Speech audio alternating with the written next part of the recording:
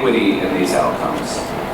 Our students tell us every year in new student surveys that their goals are degrees and jobs. Degrees, they often mean bachelor's degrees, so we have to pay attention to our transfer processes as well. Of course, a lot of people always knew that the institution bore as much responsibility for student success as the students. Those of us who felt this way, maybe including a lot of people in this room, feel like we're being heard. It's time to talk about being a student-ready college, and not only about students being college-ready. I think we have a lot of work to do there. I think a lot about what I can and should do in my position as Associate Dean of Faculty to advance the mission of the MCC and the goals of diversity, equity, and inclusion. First, I want to say that I'm commit myself to amplifying the voices on the program for today, and the people in this room, and people who couldn't be here right now. And there's like at least one remote presentation today, right? From all the way over on Tabor Street. So that's pretty fun. Personally, I want to challenge myself to be more effective in raising issues of equity, diversity, and inclusion. I should say professionally, not personally. I think it's important to name the challenges, particularly in speaking truth from a place of relative authority. So I will continue to use the DEI words, but I also want to talk really clearly about undoing white supremacy. And I applaud the organizers for promoting today's topic of decolonizing education. I recently heard a talk from Sonia DeLuca Fernandez, who is at Penn State. And she talked about the qualities necessary to do this work, the personal qualities. And she named her 4 C's: care, curiosity, and commitment. I think we need to also add the word courage as another C. Work is often inhibited by fear. Fear of failure, fear of being exposed as a mediocre white guy. And we need to understand that fear. I'm going to talk personally. I need to understand that fear and the kinds of things that keep me from doing those things. So with this in mind, I want to let you know about 3 things my office and my staff are doing this year. I am working with the Office of Compliance and Diversity to train P&B committees in the departments who are hiring this year. So we're doing implicit bias training with them in January. And I need the commitment from you all, if you're on P&B committees, to work with your P&B committees to encourage them to attend that training. It's voluntary right now, but we've got commitments from, I think, 5 departments to do that training. We're hoping to make that mandatory starting in the fall. So it's a pilot right now. Convocation, our annual convocation in January and January 22nd in Theater 1 is dedicated to culturally sustaining engagement, thinking not just about pedagogy in the classroom, but also things like advising. Our keynote speaker is David Kirkland from NYU. He's an associate professor of English and the executive director of the Metro Center for, I didn't write it down. Oh yes, I did, look at that. The Metropolitan Center for Research on Equity and Transformation of Schools. He's been to BMCC before. A lot of the students that he has worked with the Metro Center are New York City public school students, who are, of course, like 85% of our students. And then the third thing is working with our Office of Internships and Experiential Education. We're kicking off a sort of a civic engagement initiative in the spring. Sharon Reed is the director of that center, and we're working also with Doug Israel, who works out of the President's office, to really engage the campus, faculty, staff, and students about election-related issues. So far, we're calling it the MCC Votes, and we're planning a couple of public activities, forums for faculty, staff, and students, training students on doing election-related work, and we'll be hosting an engaged, trying to remember what the words are, an involvement and advocacy fair. We're going to invite nonprofit organizations that are doing election-related work to come to campus in probably April and hope that our students can get volunteer opportunities, internships, and maybe some summer jobs working on election-related activities. So those are 3 things that we're doing this spring, and I was just talking with one of our colleagues earlier about how we need to make sure that these issues are not just today, but that we integrate them throughout our work. And I'm pretty sure, having been involved in the strategic planning process last year and this year, that these issues are going to be embedded in the strategic plan. So as I said, I want to help amplify the voices talking today, so I think the best thing I can do right now is stop talking and start listening. So thank you. Have a good day. Everybody all right? Y'all had your coffee, your little fruits, and all right, cool. It's a pleasure to be here. Thanks so much for taking the time out of your day to, come through. You probably could still be catching a couple more Z's and things of that nature, but I appreciate the desire to want to hear these different angles and perspectives. So my name is Jonathan Cabrera. I'm a professor in the Criminal Justice Department here at BMCC. As you can see, the presentation is called Decolonizing Higher Ed, a 26-year-old professor's perspective. As of 2 weeks ago, I should switch that to 27, because now I'm 27 as of 2 weeks. But just to give you a little background as to who I am, my experience, how is it possible that I could be so young and be a professor and all these things. So originally I'm from Queens, New York. I lived in Queens. I grew up in Woodside, but I spent a lot of time in the Woodside projects because that's where my grandmother used to babysit me. At 12 years old, I moved to Jersey City. I did my undergrad at a small state university called New Jersey City University. But then from there, I moved back to New York because I was pursuing my master's degree at New York University. So I did my master's in public administration. I graduated last year with it. But most of my experience in the field has been in criminal justice. Being from a community where it's majority black and brown, I know what it's like for a lot of these students. Me, my undergraduate experience, I graduated from NJCU back in 2014, so I'm not too distant from what their current experiences are in regards to like culturally, educationally, things of that nature. My professional experience has been in working in halfway houses as a case manager. I worked for the Department of Corrections as a program coordinator back in 2015 to 16. So I was in Rikers Island, I was in the jails and things of that nature doing program-related work. And last year I also interned in City Hall, so I was literally in the mayor's executive office, knowing the ins and outs of city government. The reason why I feel that it's important to provide my perspective is because, again, I'm not that far removed from being a student, but then at the same time, now I have an inside look as to what the dynamics of higher ed is. And even though there's a lot of great things, there's of course things that we do have to have the conversation about, and decolonizing is one of those. To be honest, when I seen the email of decolonizing higher ed, I'm like, I'm in there. I wasn't even shy about it. I'm like, I gotta go right there. So first thing I did was put in an application, my proposal, and thank you for everybody that voted and decided that this was a proposal to look forward to. So when we think about colonization, what are some things that right off the bat we might think about, like just 1 or 2 hands? Well, what's something that comes to mind when you think about colonization? Conquest. Conquest, okay. Anyone else? White supremacy. Okay, white supremacy, things of that nature, right? So Our students. okay, so our students, and in the context of them being colonized and in more, subversive ways, but it still counts because... And where they come from.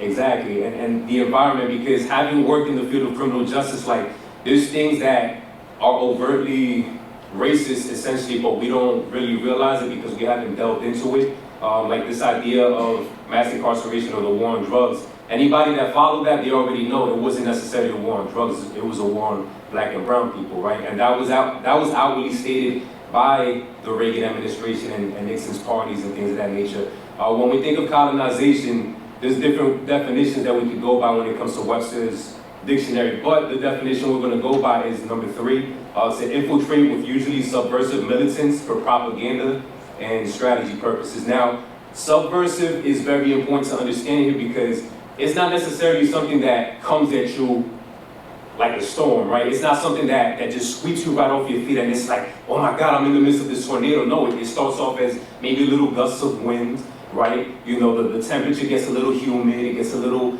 thick and things of that nature. And then through time, the process starts to unravel and things of that nature. When we think of colonization, this man right here usually comes to mind, Mr. Christopher Columbus. Now, being half Dominican, right, because we talk a lot about him in context of the United States, he actually went to Hispaniola first. He went to what is now currently the Dominican Republic. He was there first and then made his way over to what we now know as North America. But some things to take away about Christopher Columbus: he entered an already inhabited land, right? So there were people already habitating the land. Second, he rejected the culture and the ways of the natives. So, you know, in his, I guess, ethnocentrism, he believed that, okay, my culture, my way of thinking, my way of dressing, my whatever, my lifestyle is superior to what the natives believe and what they have and things of that nature. So as a result of his way of thinking and his ethnocentrism, he rejected culture and ways of the natives.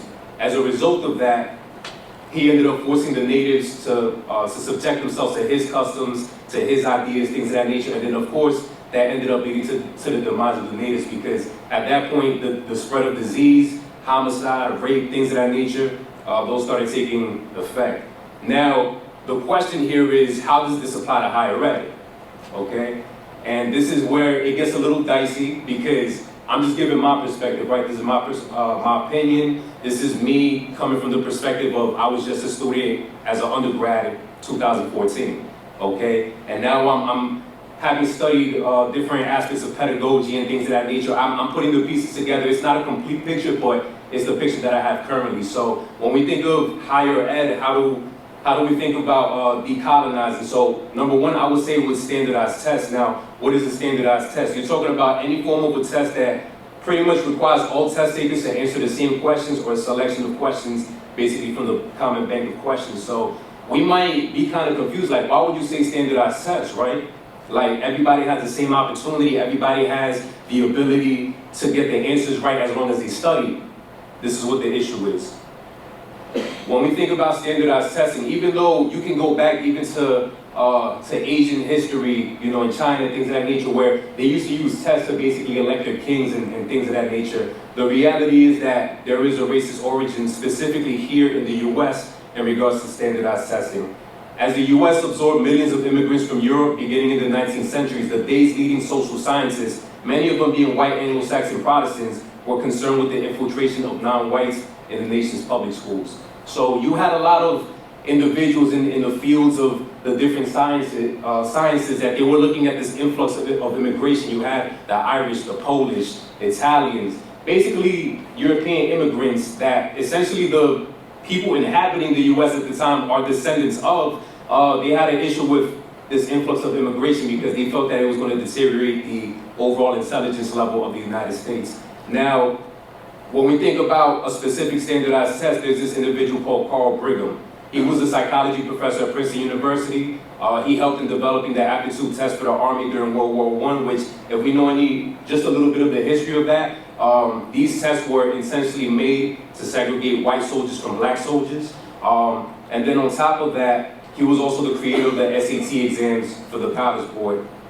The issue with this is that Carl Brigham, being this individual who has all this background experience and who is from this prestigious university, Ivy League at that, he had a lot of very not so positive comments about these immigrant groups, right? But specifically about the African American. He said, the decline of American intelligence will be more rapid than the decline of the intelligence of European national groups owing to the presence here of the Negro, right? This came specifically out of the words and out of the mouth of Carl Brigham. This is the individual that essentially developed the SAT exams, which we know allow access to all different colleges, universities, primarily in the Ivy League setting. So what this does is it creates a sense of realization, like, wow, like something so important in our education system, especially in higher ed, has this specific origin. So of course, when it comes to just testing and results and things of that nature, we see that there is a huge disparity. We have students that come from a certain community, they score way higher in SATs, they get the opportunity to go to Ivy Leagues for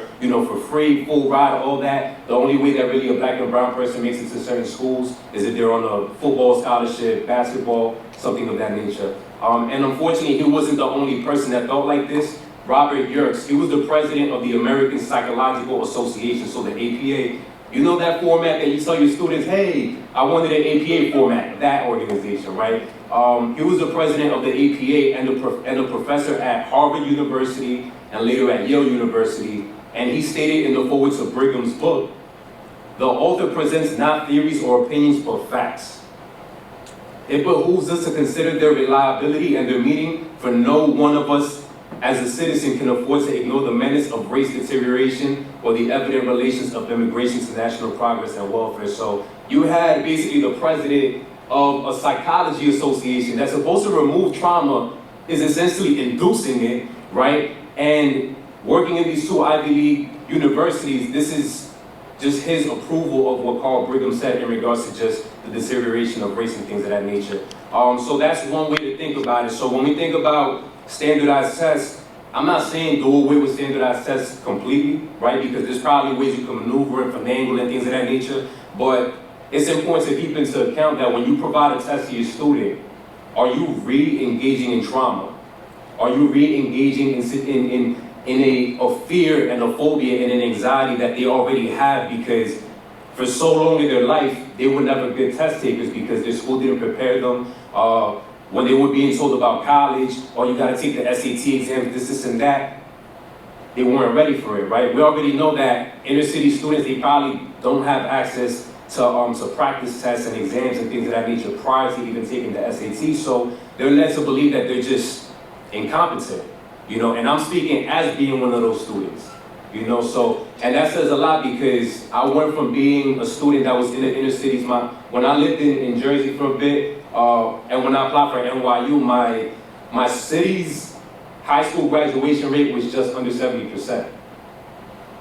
And so, and that's in Jersey City specifically, and that goes to show that a lot of these tests, a lot of these standards that we use, they're not necessarily indicative of intelligence as much of the system and kind of getting along with the system and things of that nature. Another way that decolonization could apply to higher ed is through textbooks. Now, I know that we're doing the OER initiatives and things of that nature where basically we're making resources open to our students and things of that nature. I understand that there's certain textbooks that, yes, they have so much substance, so much content to them, but it's also important to understand that our students are pretty much in financial burdens altogether. Despite the growing online markets for discounted books, the average cost of college textbooks has risen 4 times faster than the rate of inflation over the last 10 years, right? So college textbooks, the price of them are actually going even higher and increasing at a faster rate than the rate of inflation in our country overall. Right? What that basically says is that students are spending a lot more on textbooks that in reality, they may never pick up again after they finish your class. And I'm speaking as one of those students again. I look at the drawer of all the textbooks that I have and I'm like, that's gotta be at least like $5,000 right there, you know what I'm saying? And the reality is that, especially if you're not focused on a field, like if you're focused on one specific field, it's not necessarily gonna be conducive for you to maybe have a textbook on like, you know, fossils or something like that, if I'm trying to do something in criminal justice and things of that nature. Over the course of a year, the average college student spends more than $1,200 on books and materials. This is from the College Board website. Poverty is the worst form of violence. So does anybody know who put this quote out? Who quoted this? Okay, so we're going to keep that for the end because I'll reveal it for you. But basically, poverty is the worst form of violence.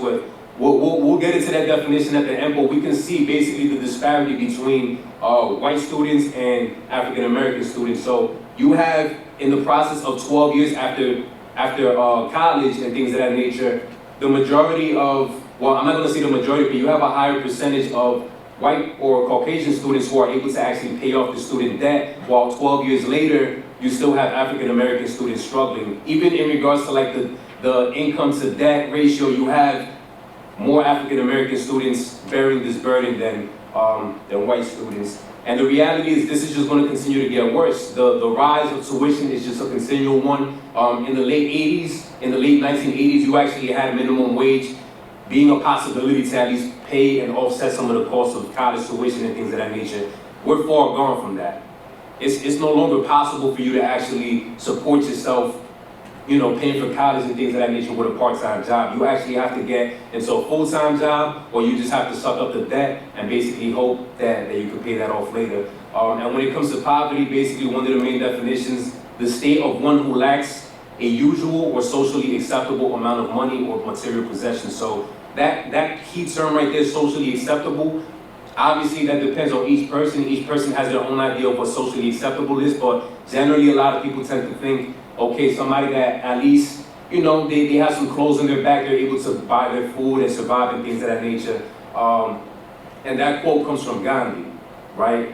Poverty is the worst form of violence. So we already know, if we have any general sense of Gandhi's background, he dealt with colonialism in his country. He basically worked to do away with British colonialism, and this was one of the more recent examples of how colonialism can actually destroy people's society and the structure overall. So even going back to that, poverty is the worst form of violence.